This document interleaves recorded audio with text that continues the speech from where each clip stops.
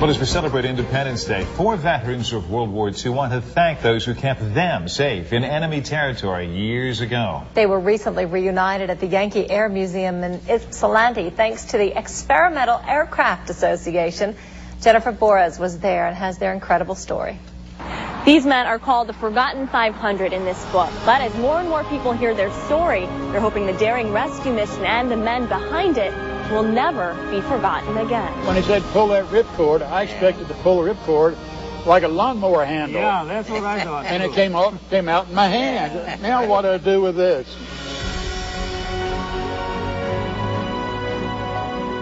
More than 60 years have passed since these U.S. airmen parachuted out of a plane into enemy territory. I had the ripcord in my hand and I was free falling. But I immediately tried to get into the pack and get the pilot chute out. And I did that eventually. And the pilot chute went up. And when that went up, then the much larger chute went up. And my flight afterwards was all okay. Their mission, to bomb a German oil field.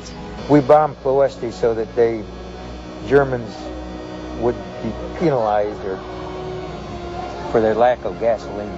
But we paid one terrible price for that. Because the Germans knew what altitude we would come in. They knew the formation we would come in. They had us zeroed in perfectly, and we were like sitting ducks. For many of these men, that mission was never finished. They died when their planes crashed into the treacherous mountains in the Balkans of Yugoslavia. For the others, they were parachuting into the unknown. On my way down, I saw a flock of sheep. And when there's a flock of sheep, there's usually people around it. So I made up my mind that if I did get down without injury or anything, that's where I was going to head.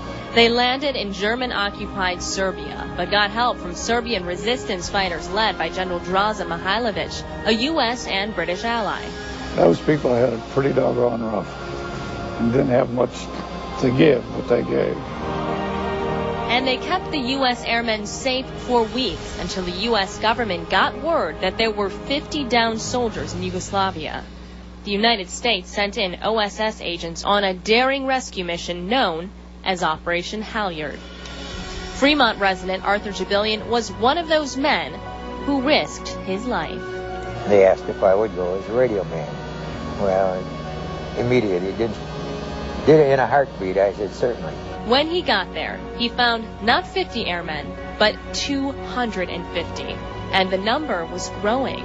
So we stayed, and what turned out to be what started as a 10-day mission, we were there for almost 6 months and brought out 500 airmen in that time. One by one, C-47s landed on a makeshift runway that the Americans and Serbs built by hand. We were so pleased that these planes were coming in, and this was what we had worked hard for, and getting that airstrip built, and it made us real happy. But when they returned to the U.S., the government said they couldn't share their incredible story. We weren't supposed to tell them how we got out.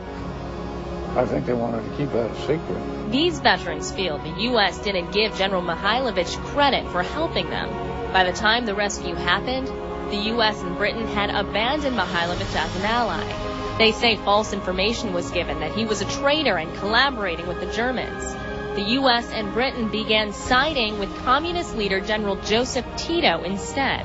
I don't know why the State Department will not admit that they made a mistake when they abandoned Mihailovic. He was voted Man of the Year on Time magazine in 1941, and then hailed as a hero, and then turn around and call him a collaborator simply to justify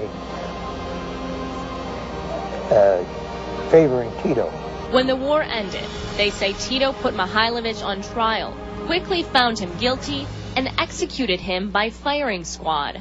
The hundreds of rescued airmen were devastated they couldn't testify at the trial. The only thing we ever wanted was to acknowledge that he did help us, that the Serbian people helped us, that he was not a traitor, that we made a mistake, in backing Tito. We backed the wrong man. In 2005, Jabillion, Musgrove, and a few other airmen presented Mihailovic's daughter with the Legion of Merit. It was awarded posthumously to her father by President Harry Truman for aiding the American soldiers. It was a big step in a lifelong mission, fighting to expose the truth. We have a story to tell.